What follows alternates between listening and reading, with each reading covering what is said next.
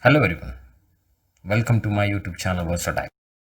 What does it mean by knuckle joint? Now, to understand knuckle joint, it is used to connect two rods whose axes is either coincide or intersected and lies in one plane. Now, and it is used to transmit an axial tensile force. Now, if you see, this is a form of knuckle joint. A model I have created it. It is having three components: one, two, and three central pin, which is holding these two components with each other, and it is subjected to tensile force. The application of this kind of joint where which has three component, one is called as single eye, another called as double eye, and it is inserted with the central pin. This kind of joint is called as knuckle joint, used for connecting tractor, and its application is tractor and trolley joint involve mechanism of reciprocating engine, and then links of a bicycle chain. Now you must have seen bicycle chain is there, which is every links of the bicycle chain is connected with the central pin, and that is called as a kind of knuckle joint.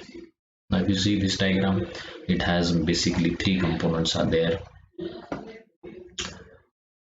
One component is called as single eye, another one is called as fork or double eye. So if you see, this is the way this component is seen in the diagram. This is double eye, this is single eye, and double eye is also called as fork. Then these two components are held with each other with the help of one central pin. Now the central pin is shown here, eye is shown here, fork is shown here.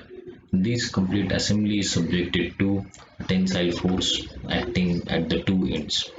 Now for this particular axial load, tensile load, what will be the kind of failure, nature of failure occurring in the fork or double eye? And there is a double eye, single eye, and pin that occurring into this knuckle joint that we have to analyze, and we have to find out different dimensions. So to start with it, the dimensions for single eye is thickness T1, that is thickness of this eye, that is for this model this is thickness T1, this is the thickness T2, this thickness T2, this thickness T2. Then D is the diameter of the pin, that is D. Then D1 is the diameter of the top end of the pin. D0 is the diameter of the um, double eye and single eye portion, right? So let's start with the design. Now we have to design this knuckle joint. In order to design this knuckle joint and find out the dimension, failure in different parts at different cross sections are considered. Like whatever we have designed in the quarter joint, we have to analyze different failures in different parts of the knuckle joint. Based on the type of failure mode, we have to write down the strength equations, and based on that strength equation, we have to determine various dimensions of the knuckle joint. So in each and every part, only the component name will be replaced. Rest of the process to find out the dimension will remain same. That is, we have to find out different failure modes, and the basis of that failure modes we have to write the strength equation. This strength equation will be any strength equation based on the 7 stresses that we have understood in the model 1, and based on that 7 stresses we will have to write one stress equation. That stress equation will give us the dimensions of the component. Now let's begin with the first mode of failure of the knuckle joint, that is tensile failure of the rod. Now which rod? Now if you see, this shows the cross section of the tensile failure of the rod. Now this model indicates the knuckle joint. This is the rod, this is the rod, both having same diameter. This is the rod of single double eye, this is the rod of single eye, and which is connected with central pin. Now if I pull for it is subjected to tensile force, if I pull it, there is a chances of tensile failure of any one portion of it. So this diagram indicates that there will be a break in between the component for this rod, and due to that failure the cross section will be subjected to tensile stress. Now which rod? This rod. The cross section will be shown here for single eye. So this is single eye shown in a different top view, and the failure is shown. So what is the cross section? Cross section is circular cross section. what is the diameter of that cross section? Now that diameter will be equal to here. What is the diameter? D. We have to assume that diameter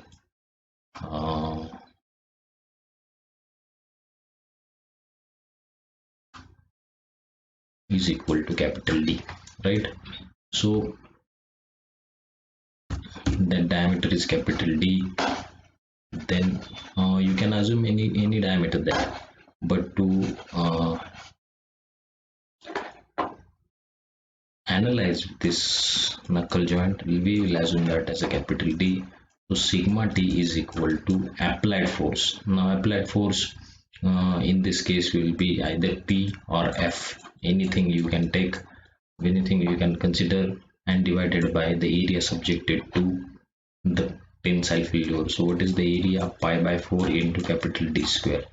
So from this equation of tensile failure, we will get capital D, that is diameter of the rod of single eye or diameter of the rod of double eye, right? So for what is sigma T? Again, the basics of quarter joint design, it is SYT upon factor of safety. So till now, whatever stresses we are writing, it is always strength upon factor of safety that we have to remember here. From where this SYT comes? SYT will come from the material of the single eye, as we are writing the failure equation for single eye rod or double eye rod. So whatever will be the material of single or double eye, we have to write a SYT from that material.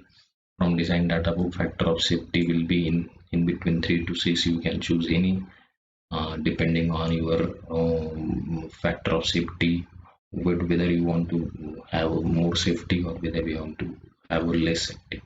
But it is within 3 to 6 for the knuckle joint from the point of view of stress analysis. So from this equation we will get diameter D.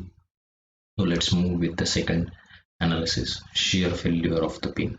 Now in the quarter joint we have designed individual component, that is first we got, then second socket, and then the pin, then the quarter. Now in this case, first we have found out the dimensions of this rod diameter, that is it was indicated by capital D. Then now instead of doing the design of single eye itself, first we need diameter of the pin, that is small d, for finding out the different dimensions of single eye and double eye. So we will start designing the pin first, and then the rest of the design of single eye and double eye we will do that. So remember this point, in case of quarter joint we designed quarter at the end, but in case of knuckle joint we designed the pin in the beginning itself after finding out the dimensions of the rod. So what are the chances of failure of the pin? Again, similar to the central quarter in case of quarter joint. Here this quarter joint, it was also filled with the help of shear failure and then bending failure. Similarly, this central pin will also going to fail with double shear at this point and at this point, at the junction between single eye and double eye, due to the two equal and opposite forces acting on the pin. This will try to pull it here, and this will try to pull it here. So that's why there is a chance of shear of this portion of the pin from here. So which type of failure is that? That is shear. But which shear? Direct shear, because of two equal and opposite forces having some eccentricity with each other, and that's why the direct shear is taken as, you can say, load, applied load can be P or F, you can indicate it by anything. For rest of the problems, rest of the formulas, or rest of the design procedure, we are going to write it anything from the P or F, it will be called as applied force. Now what is the shear area? Shear area from the cross section, you can see that it is a circular cross section. If pin is getting filled or sheared off here, the cross section will be circular cross section at this section and at this section, that is pi by 4.